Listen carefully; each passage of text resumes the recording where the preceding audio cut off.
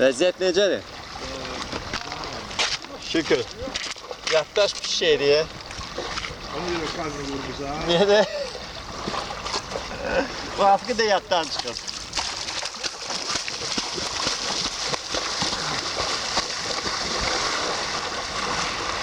Hadi maymun sağa gitme. Hadi biz neredesin?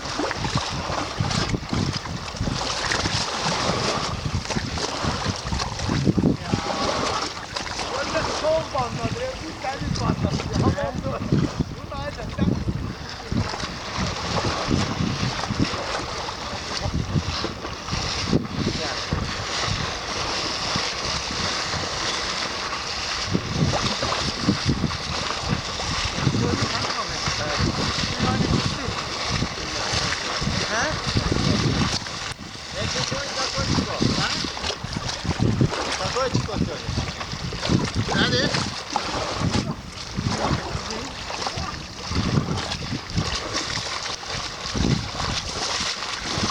Oradan ihtiyatlı ol ha.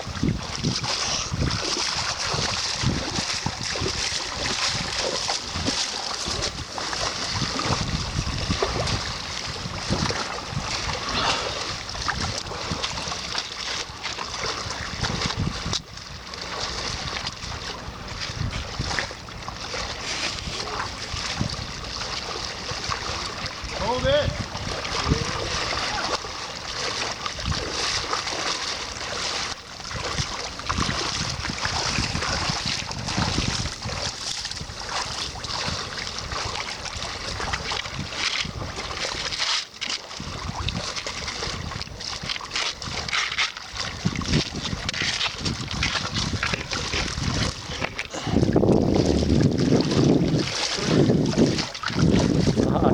Benim kimir abi. İçinde de öyle bir yani. Çoxlu çörək atmaq lazımdır ki, gəlsinlər bura. Həri.